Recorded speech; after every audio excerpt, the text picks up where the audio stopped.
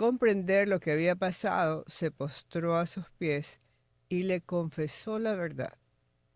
Jesús la tranquilizó diciendo: Hija, tu fe te ha curado. Vete en paz y queda sana de tu enfermedad.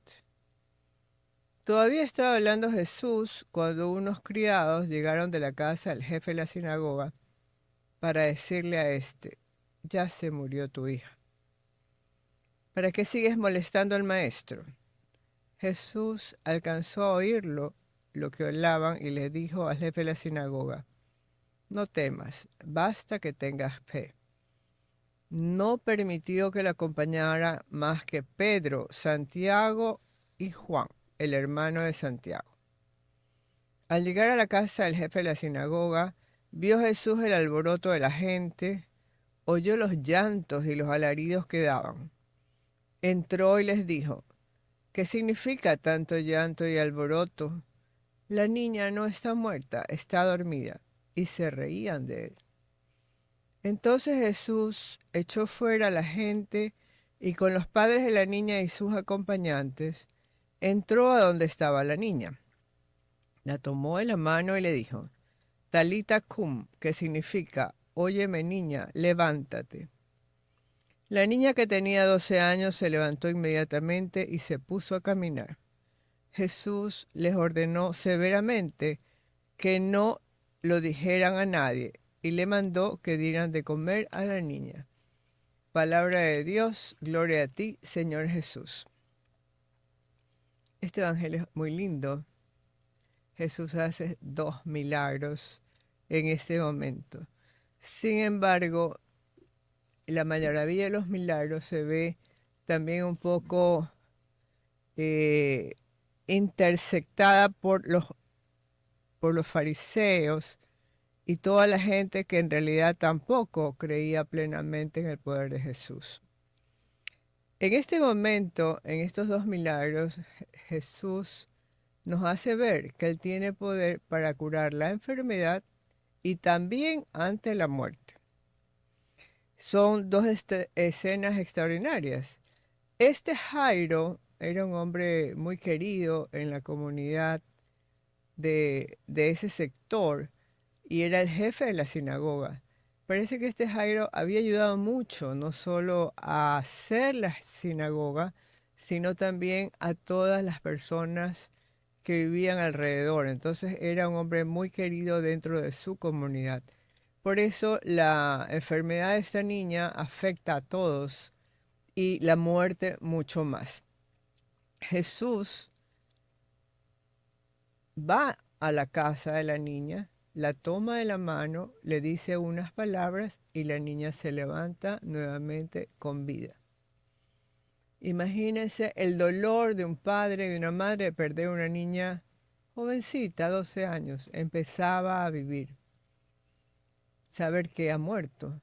Y luego la infinita alegría de que Jesús resucite a su hija. Son cosas que uno no puede imaginar y no podría dejar de creer en ese momento en un acto tan maravilloso, un milagro tan grande. Y para la mujer también que sufría de estas hemorragias, que solamente con tocar el manto ella siente que está curada. Y Jesús siente a su vez que algo de su divinidad y fuerza sanadora ha sido tocado por alguien. Y los discípulos dicen: pero Señor, tanta gente que hay aquí y tú me preguntas por quién. Pero es ella la que se acerca un poco temerosa y dice que ella es la que lo ha tocado. Jesús la tranquiliza y más bien le da fortaleza y esperanza para que pueda caminar dejando atrás esa situación tan difícil que son esas hemorragias horribles que realmente a la mujer le limitan mucho, pero que en la vida de los judíos era tremenda, porque mientras estaban con el sangrado eran impuras. Entonces, si 12 años había estado con este sangrado, 12 años se la consideraba impura. Era un sufrimiento también mucho mayor. Jesucristo nos trae esperanza ante la enfermedad y nos trae la esperanza de la resurrección ante la muerte. Por lo tanto, como hijos de Dios, nosotros tenemos que estar confiados en la salud y en la enfermedad, en la alegría y en el dolor, en la abundancia, en la pobreza, en la vida y en la muerte, siempre confiando plenamente en Jesús nuestro Salvador. El día 29 de enero se celebra Pedro Nolasco, que es el fundador de la comunidad de los Padres Mercedarios.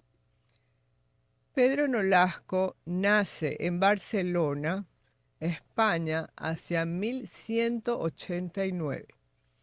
A los 15 años se queda huérfano de padre y entonces sería dueño de grandes posesiones. La madre colabora en los deseos de hacer el bien y de obtener la santidad. Estando ya en edad de casarse, hace una peregrinación a la Virgen de Montserrat y ahí se puso a pensar que las vanidades del mundo pasan muy pronto y no dejan sino insatisfacción, y que en cambio lo que se hace para la vida eterna dura para siempre. Entonces le prometió a la Virgen de Montserrat, que está cerca de Barcelona, en una montaña, se llega por un teleférico ahora, le promete a la Virgen de Montserrat mantenerse puro y se le ocurrió una idea de que iba a ser de gran provecho para mucha gente. En aquel tiempo, recordemos que había una situación muy dolorosa, que era la esclavitud que muchos cristianos sufrían por parte de los maometanos. Estos piratas llegaban a tierras donde había cristianos y se llevaban a todos los hombres que encontraban. Las penas que pasaban esos prisioneros cristianos en esas cárceles tenebrosas, inmundas, eran terribles. Es inimaginable todo lo que tenían que sufrir. Y en esos años que podían ser de cautiverio, mucha gente perdía la fe y también las costumbres morales se transformaban. Entonces Pedro Nolasco tiene la inspiración de gastar su dinero para liberar al mayor número posible de estos esclavos que estaban cristianos, que estaban presos por los musulmanes. Y cuando había una ocasión de dar un dinero para la redención de estos cautivos, pues él contribuía para que así fuera, porque decía que Jesús dice en el Evangelio: no almacenen su fortuna en esta tierra, donde los ladrones les roban y la polilla la devora y el moho lo corroe. Almacenen su fortuna en el cielo, donde no hay ladrones que roben, ni polilla que devore, ni óxido que los dañe. Y este pensamiento lo llevaba a ser muy generoso en gastar su dinero para ayudar a estos pobres necesitados. Según las narraciones, una noche en agosto de 1218 se le aparece la Virgen a Pedro Nolasco y al rey Jaime de Aragón, que eran amigos, y les recomendó que fundaran una comunidad religiosa dedicada a liberar a los cristianos que estuvieran esclavos de los maometanos. Consultaron al director espiritual, que era San Raimundo de Peñafort, y este los llevó delante del obispo de Barcelona. Al obispo le pareció una gran idea y aprueba la orden. Entonces Pedro Nolasco, que también era militar, hizo ante el obispo 3 votos: castidad, pobreza y obediencia. Y añade un cuarto voto, que es dedicar toda su vida a tratar de liberar a los cristianos que estuvieran siendo esclavos de los maometanos. Este cuarto voto después también lo asumirían todos los miembros de su comunidad. Dice que la Virgen les recomendó: fundad una asociación con hábito blanco y puro, que sea defensa y muro de la cristiana nación. Es así que muchos hombres llegaron para formar parte de la comunidad, y el hábito era una túnica blanca y una cruz grande en el pecho. Pedro Nolasco sería nombrado superior general de la congregación. Ayudó también mucho a este rey don Jaime a conquistar estas zonas de Valencia que estaban en manos de los maometanos, y como agradecimiento el rey le permite también fundar varias comunidades de mercedarios en esas zonas. Pedro Nolasco hizo muchos viajes en territorios de maometanos donde habían prisioneros para conseguir su libertad. Viajó a Argelia y allí hicieron todo lo posible para conseguir la libertad de estas personas. También organizó colectas para conseguir dinero para liberar a estos esclavos, y de esta manera podía tener dinero suficiente para hacerlo. Se dice que antes de morir repitió estas palabras: Tú, oh Dios, haciendo maravillas, mostraste tu poder a los pueblos, y con tu brazo has rescatado a los que estaban cautivos y esclavizados. Él murió a la edad de 77 años. Por intercesión de Pedro Nolasco se hubrieron muchos milagros. Es así que el Santo Padre lo declara santo en 1628. Y su comunidad se dedicaba y se sigue dedicando a trabajar con los que están encarcelados. San Pedro Nolasco, que sea para nosotros un ejemplo de quien puede liberar a aquellos que están encarcelados. Hoy día, con nuestras crisis carcelarias, pidámosle a San Pedro Nolasco que nos ayude para que puedan ser liberados de tanta corrupción y de tanta maldad. Y el día 31 de enero se celebra a San Juan Bosco. Él nace en una zona, Becci, 1815, y muere en Turín en 1888. Es un santo sacerdote y pedagogo italiano, fundador de la Orden Salesiana. Era hijo de un humilde matrimonio que trabajaba mucho y que eran realmente gente muy trabajadora. Tuvo una niñez muy dura, pero después de perder a su padre, tuvo que trabajar mucho más para sacar adelante a la hacienda y su familia. Se cuenta que debido a esto tuvo que aprender rápidamente a leer en 4 semanas, porque quería estudiar para ser sacerdote. Por eso, para poder estudiar tenía que caminar muchísimos kilómetros, 10 kilómetros al día, y lo hacía sin zapatos, para no gastar los zapatos que tenía. Y con el fin de pagar sus estudios, realiza varios oficios. En 1835 ingresa en el seminario de Turín. En 1841 sería ordenado sacerdote, porque ya en ese tiempo tenía una preocupación por los niños pobres en los barrios obreros de Turín, que no podían educarse en ese tiempo. Y inspirado en San Felipe Neri y en San Francisco de Sales, funda un oratorio de San Francisco de Sales en esa zona. También establece las bases de la Congregación de los Sacerdotes San Francisco de Sales o Salesianos, que sería aprobada en 1860, y de la rama femenina del Instituto de las Hijas de María Auxiliadora. Estas dos instituciones se dedicarían a la enseñanza de los niños pobres, que permitía que estos niños tuvieran acceso a la educación tan necesaria en ese tiempo y actualmente. También daba mucha importancia a la educación cristiana y también a que los alumnos pudieran instruirse en diversos oficios.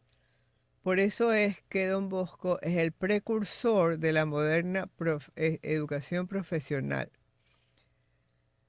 Desde el punto de vista metodológico, Don Bosco implantó lo que él mismo denominaba sistema preventivo para que los chicos no siguieran el mal camino.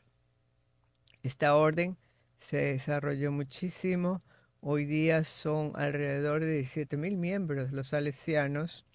Están en 105 países, tienen miles de colegios y varias 300 parroquias y están dedicados sobre todo a la juventud.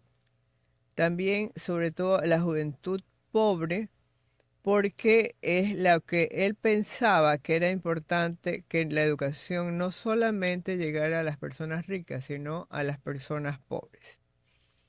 Además de su educación educadora y fundadora, San Juan Bosco publica libros teológicos y pedagógicos y también hace una serie de publicaciones que pueden ayudar en toda la parte educativa. Cuenta que Don Bosco soñó que se hallaba en el patio de un colegio y que se lanzaba puñetazos contra un grupo de muchachos que decían malas palabras. Entonces se le apareció Jesucristo, quien le indicó que los venciera no con los puños, sino con amabilidad. Y luego la Virgen le dijo que su misión sería llevar la mansedumbre a los niños. Y una vez que hubiera hecho eso, él mismo se convertiría en un hombre humilde, fuerte y robusto. San Juan Bosco muere el 31 de enero de 1888. Sería beatificado en 1929 y canonizado en 1934. San Juan Bosco, un gran santo, y en Turín pues él construiría la Catedral de Turín, de la cual dice que él empezó a construir la catedral con pocos centavos en las manos y que cuando él pedía donaciones llegaban en abundancias. Entonces decía, cada ladrillo de esta catedral es un milagro recibido de la Virgen María. Qué cosa tan bonita. Aquí tenemos pues las obras salesianas que son realmente muy importantes para la ciudad y para el país.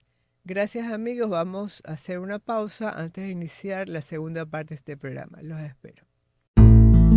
Inicio de espacio promocional. Cada día llega a mí la palabra del Señor a través de la voz de María, el mensaje de salvación. Su misión es evangelizar, como lo hizo María, llevando la luz de Jesús que ilumina todo hogar. La voz de María. Cada día llega a mí la palabra del Señor. Ahora puedes realizar tu aportación desde la comodidad de tu hogar, con tu tarjeta de débito o crédito, ingresando a la página de la revista Salve Regina, www.revistasalveregina.com. Ahí aparecerá nuestra aplicación web donde podrás elegir tu aportación voluntaria. En la siguiente pantalla ingresa tus datos para confirmar tu aportación y dale clic en el botón naranja o en el botón gris si tienes la aplicación de Payphone. Y recuerda, Radio La Voz de María siempre cuenta contigo. La voz de María visita nuestro hogar, noche y día. La voz de María.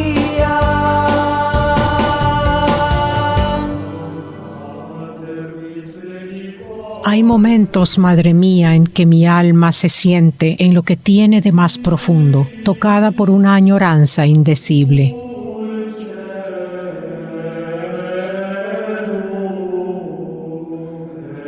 Dadme, oh Madre, un corazón arrepentido y humillado, y haced brillar nuevamente ante mis ojos aquello que por el esplendor de vuestra gracia yo había comenzado a amar tanto y tanto. Crux Sancti.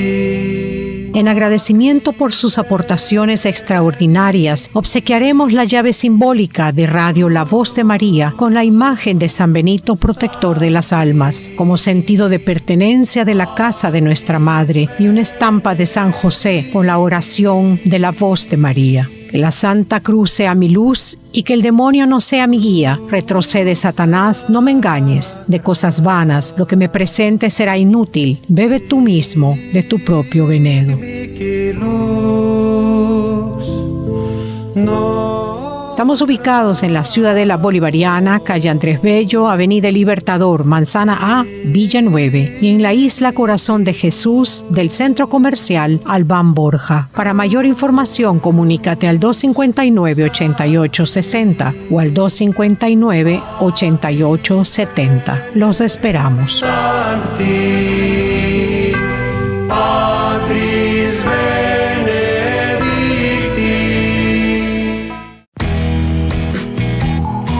Hola, ¿qué tal? Te saluda el Padre José Luis Vélez López, asesor espiritual de Radio La Voz de María. El amor siempre es creativo y busca la manera de ayudar. Es por esto que te invitamos a ser generoso con esta gran obra de evangelización,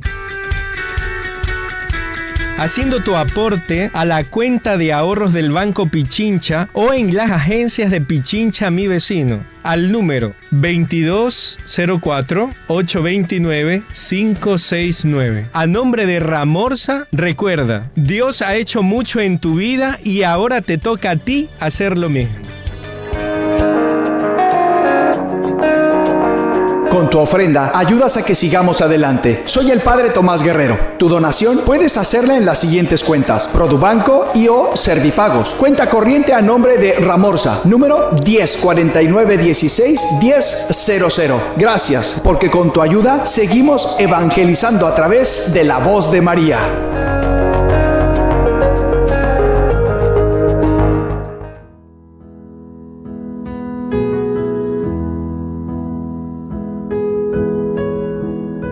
Dios no solamente ve tu corazón, Dios también ve tu bolsillo y se da cuenta si tú eres una persona que te pareces a Él, que es tan generoso, o te has convertido en una persona tacaña. Hoy quiero tender la mano para pedirte por los pobres que no tienen esperanza, no tienen luz, no conocen a Dios. La única forma de llegarles es a través de la voz de María en la radio. Tú puedes ayudarnos a mantener esta obra de Dios. Y Dios te va a bendecir tremendamente, convirtiéndote en una persona que da con alegría. Acércate a cualquiera de las agencias del Banco de Guayaquil o en cualquier punto autorizado de Banco del Barrio, en las cuentas de ahorros número 153-111-39 a nombre de Ramorza, y si una de las muchas personas que Dios usa para sostener la voz de María en Guayaquil. Esta radio, sostenida por ti, Dios la va a bendecir, y cuando Dios le pague a toda la gente que trabaja en esta radio, también te pagará a ti por tu generosidad.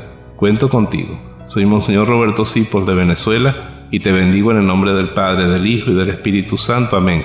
Que seas un dador alegre.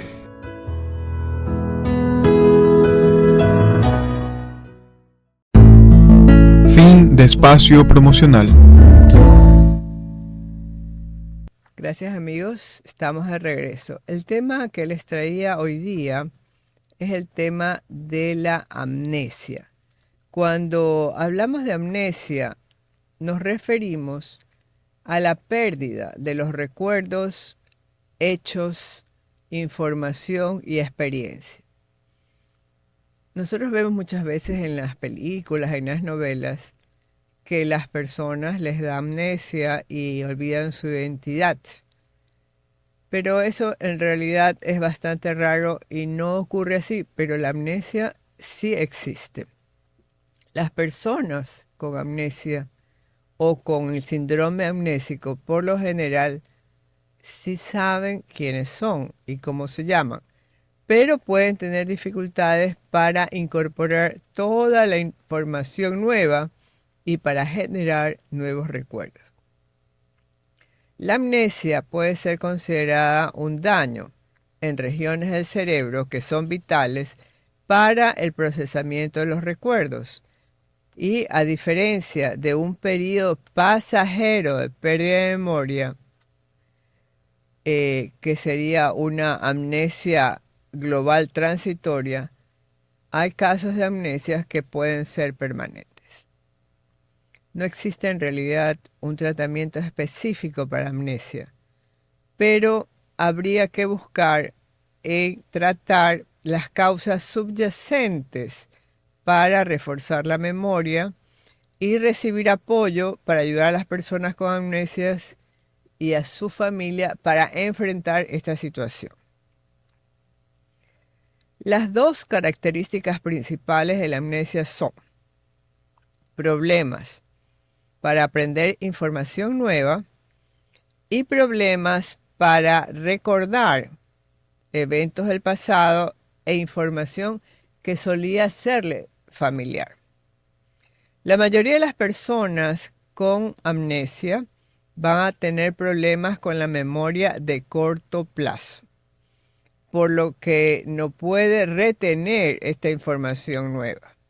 Los recuerdos recientes tienden a perderse y los recuerdos más lejanos o profundamente arraigados generalmente están preservados. Por ejemplo, las personas pueden recordar experiencias de la infancia, nombres de la familia, de autoridades, pero por ejemplo cuáles fueron los presidentes anteriores, pero puede ser que no puedan recordar cuál es el nombre del presidente actual. Pueden saber, por ejemplo, o pueden no saber en qué año están, ni en qué día, ni qué comieron hoy día en el desayuno. Cuando la pérdida de la memoria es aislada, no afecta a la inteligencia, tampoco los conocimientos generales, la conciencia ni la capacidad de atención de la persona. Tampoco afecta la capacidad de juicio, la personalidad ni la identidad. La persona con amnesia generalmente puede comprender las palabras tanto orales como escritas y pueden aprender habilidades como andar en bicicleta o cualquier otra actividad. Es posible que también comprendan que tienen un trastorno en la memoria. Habría que diferenciar amnesia de demencia, porque siendo que se parecen, no es lo mismo. En la demencia hay que incluir, además de la pérdida de la memoria, otros problemas en el pensamiento que llevan a un deterioro en el funcionamiento diario. Problemas de lenguaje, capacidad de juicio y también de las habilidades visuales y espaciales. La pérdida de memoria sí puede ser un síntoma común del trastorno cognitivo que se va deteriorando cuando es leve. Este trastorno implica problemas de memoria, pero que no siempre tendrían que hablarse de una demencia. Hay síntomas también adicionales en los problemas de la amnesia, como recuerdos falsos, sea que se han inventado, o recuerdos reales que están recordados en un tiempo que no es el correcto. También confusión y desorientación.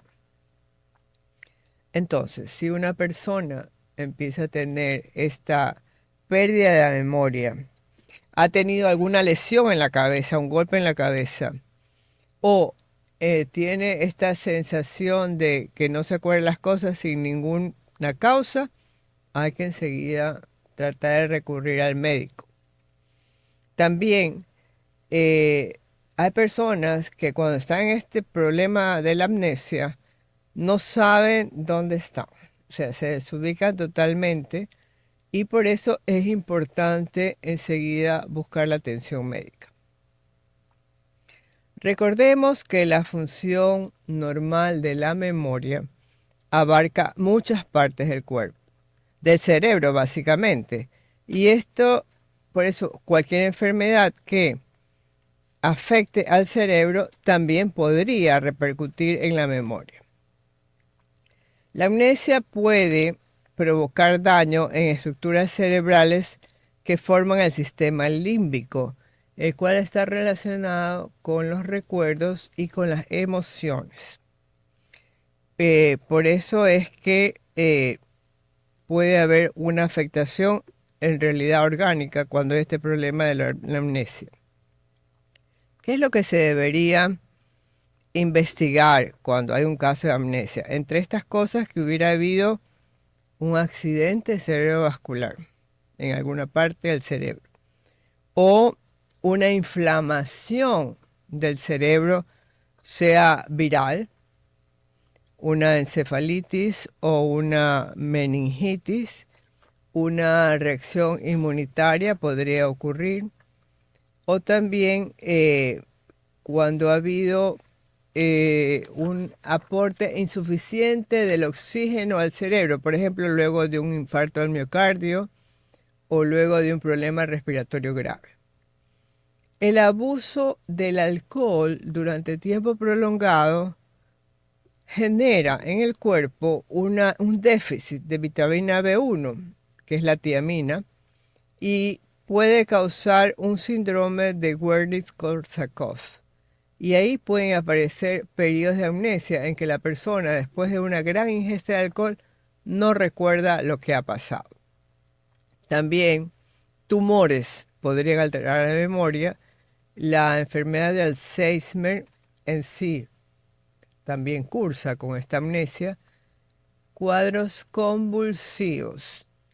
Debemos recordar que los trastornos convulsivos no todos tienen que ser epilepsias francas, o sea, los gran mal o el pequeño mal, que cursan con convulsiones. Muchos trastornos convulsivos solo cursan con pequeños momentos de una irritabilidad del cerebro, que son las crisis parciales complejas, en las cuales por fracciones de segundo la persona se queda en blanco y no recuerda lo que ha ocurrido.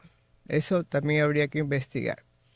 Y hay medicamentos como las benzodiazepinas y ciertos sedantes que también pueden causar periodos cortos de amnesia cuando se están utilizando. Las lesiones en la cabeza, cualquier lesión en la cabeza que cause una conmoción cerebral, un accidente de auto, en un deporte, un golpe grave en la cabeza, una caída, pueden derivar también a problemas de la memoria, y por eso es importante que se determine rápidamente qué tan grave es el trauma de la cabeza, porque muchas caídas donde se golpea la cabeza no generan este problema, sino que lo que puede haber es dolor, inflamación, pero pasa y no causa ningún otro problema orgánico. También hay lo que se llama la amnesia disociativa. Esto tiene que ver con un trauma o un choque emocional. Generalmente son personas que han sufrido un estrés muy fuerte. Por ejemplo, vieron un crimen o sufrieron una agresión muy traumática y de alguna manera borra ese momento en su vida.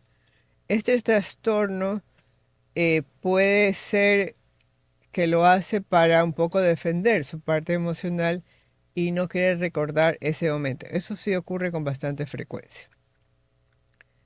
¿Quiénes tienen mayores factores de riesgo para tener esta amnesia? Las personas que tienen cirugías de la cabeza, del cerebro, cuando han tenido lesiones en la cabeza o traumatismos muy graves.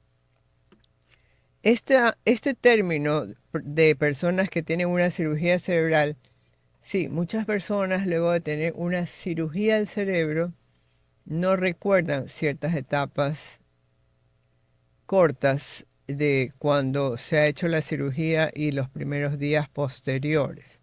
También quienes han tenido accidentes cerebrovascular, quienes sufren de convulsiones. Quienes sufren de convulsiones en el momento de la convulsión y caen, no recuerdan nada.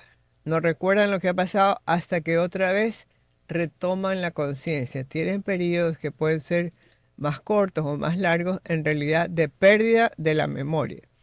Y también, como hemos dicho, cuando hay un consumo excesivo de alcohol. Personas que tienen una ingesta de alcohol enorme, pasan un día ingiriendo alcohol y después se quedan dormidos y cuando se levantan no se acuerdan lo que ocurrió ayer. Eso puede ocurrir por el consumo excesivo de alcohol. La amnesia varía la gravedad según qué afecte qué parte del cerebro esté afectada, porque puede afectar actividades cotidianas y la calidad de vida. También una amnesia que se mantiene en el tiempo puede generar problemas de trabajo, problemas en la escuela y trastornos emocionales. Y es posible que la persona no pueda recordar ya esos recuerdos que están perdidos. Y hay también una frustración en las personas.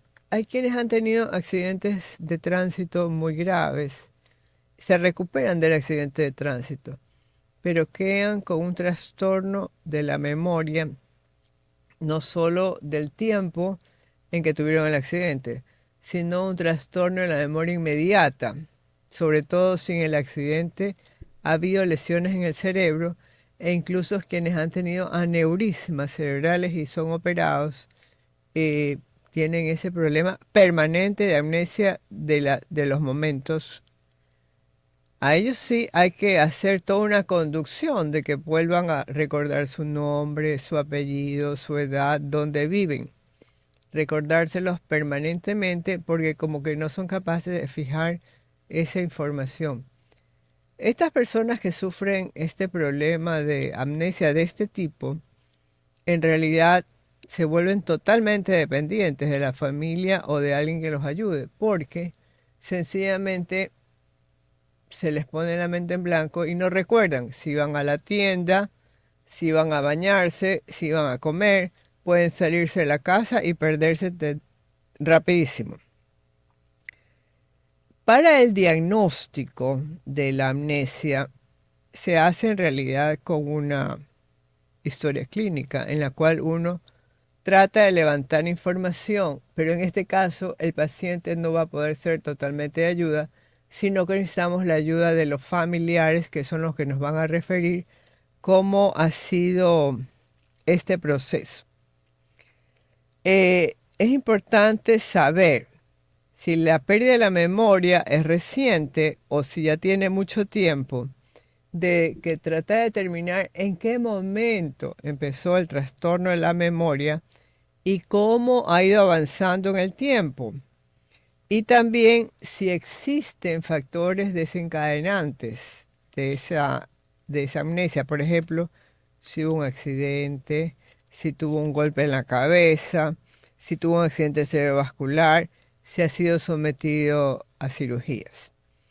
También, pues claro, el consumo de alcohol y drogas ilícitas y si ha habido antecedentes familiares de estos problemas, ayudaría a saber. Ayuda también que la familia nos diga si junto con la amnesia aparecen trastornos del lenguaje, cambios en la personalidad o si hay una discapacidad o incapacidad para cuidarse a sí mismo.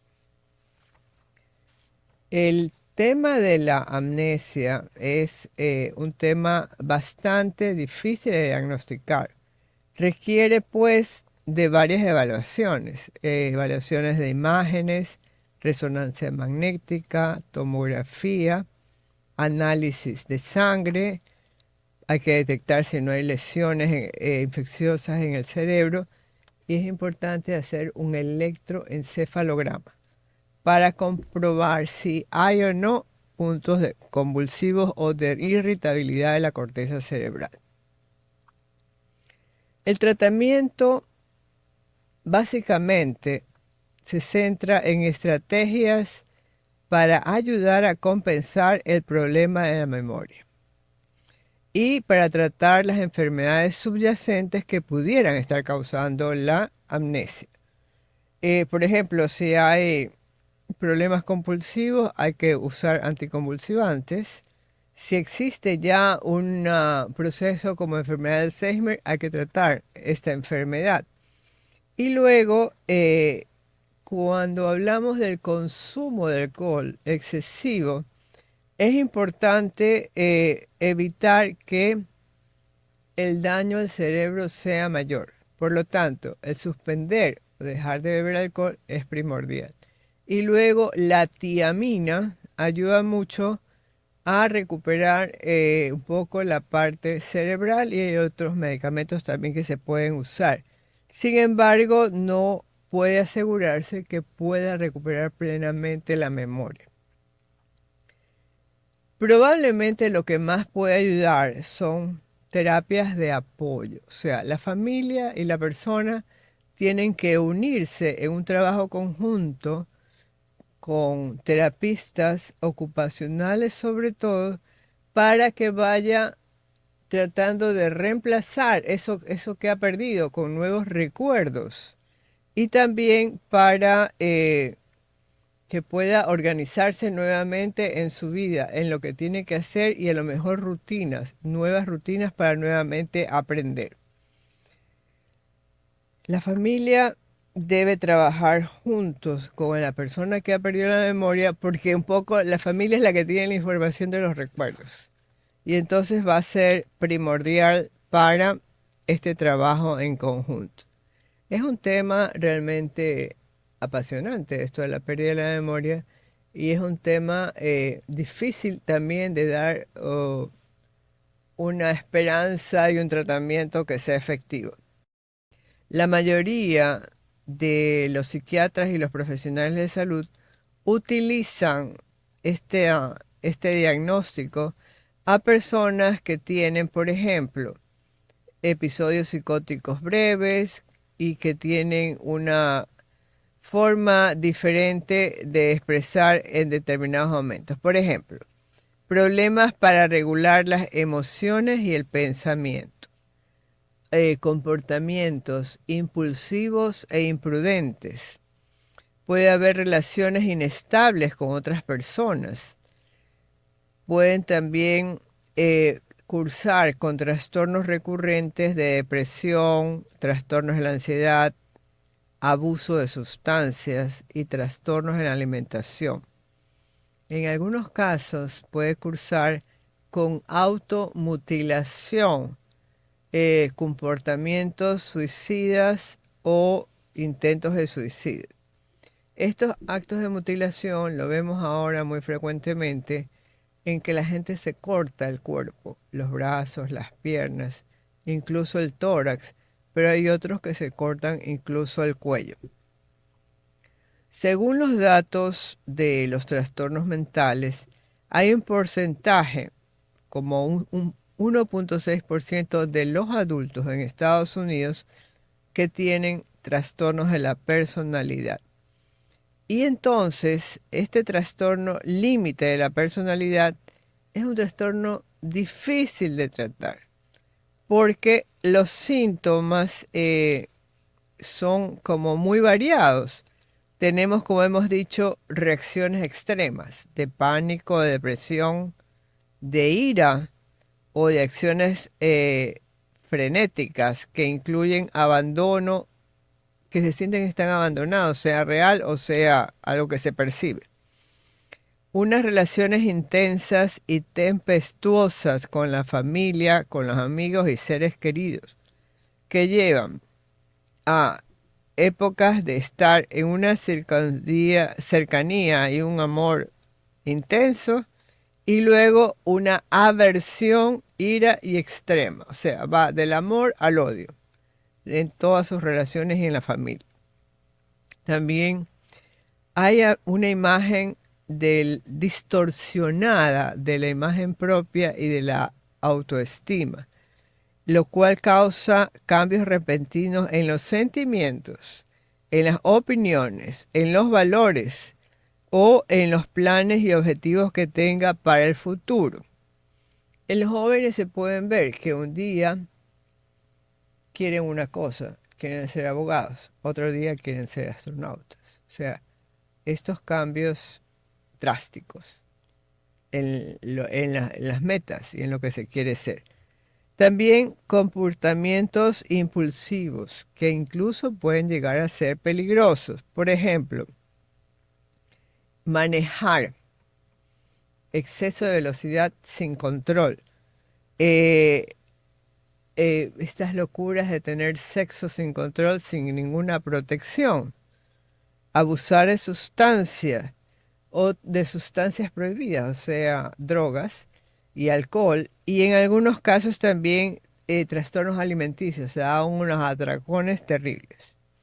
Y hay comportamientos o amenazas suicidas que pueden ser solo amenazas, pero en algunos casos ya pasan a actos que fracasan, y ahí es cuando uno los puede ver, pero los actos que no fracasan llegan a la muerte. Entonces, esto sí es sumamente grave. Otros no pasan al acto de suicidarse, sino, como dije anteriormente, actos de automutilación, como cortarse el cuerpo. También pueden tener unos sentimientos crónicos de que están vacíos, de que están aburridos, y un mal control o un descontrol de la ira. Por eso pueden llegar a situaciones límites que pueden hacer daño extremo a otras personas. También pensamientos paranoicos relacionados con el estrés, que están fuera del cuerpo, que pierden contacto con la realidad. Pero lo importante es que las personas con trastornos límites de la personalidad generalmente pueden pasar de la euforia, pero también pueden tener siempre como un enojo o estar afligidos por cosas que son no tan graves. Por ejemplo, no pude hacer un viaje, hubo un cambio de planes, eso ya genera un enojo terrible. Y también pueden tener estos trastornos emocionales tan fuertes que en algunas veces pueden llevar a conductas autodestructivas como el suicidio. Los trastornos de la límite de la personalidad generalmente pueden tener síntomas tempranos en la niñez. Sin embargo, a medida que va la persona entrando a la adolescencia, es cuando en realidad van a irse presentando con mayor frecuencia. Sabemos que el tratamiento y el diagnóstico de los trastornos límites de la personalidad son difíciles de hacer el diagnóstico, porque generalmente es cuando ya se han terminado todos los demás diagnósticos, tenemos que llegar al diagnóstico de trastornos límites de la personalidad, y el tratamiento no siempre va a ayudar. Generalmente puede ayudar un poquito algún tipo de sustancia para el control de la ira, si hay depresión o si hay estas situaciones de gran agresividad. Y podría ayudar también una psicoterapia, que está dirigida a trabajar mucho con estas situaciones que pueden generar grave riesgo para la persona y para la familia. Es importante el trabajo con los familiares para poder ayudar a que la familia entienda que esta es una enfermedad difícil y que el tratamiento de la psicoterapia va a tener varias etapas y necesita algún tiempo. Se le pide a la familia generalmente que haya un apoyo emocional hacia la persona que tiene este problema, que sean pacientes y que entiendan que esto es un trastorno que puede ser medicado y que si necesita la medicación tiene que dársela y tiene que tomarla para que pueda mejorar un poco. Y luego, si la persona dice que se quiere matar, que se va a ahorcar, que se va a tirar casa abajo, póngale atención. Porque como hay una impulsividad, es probable que haga esto de manera impulsiva y lo logre. Entonces, por eso genera mucha angustia dentro de la familia cuando se tiene una persona con este problema. Bien, este es un tema también que causa del cual habría que hablar mucho y que quien padece esto requiere ayuda y la familia generalmente tiene que estar permanentemente acompañada por un equipo terapéutico o alguien que pueda escuchar todas las angustias que lleva adentro con estas personas. Gracias, amigos. Será pues, si Dios nos permite, que nos encontremos la semana próxima. Les agradezco que me acompañaran en esta semana.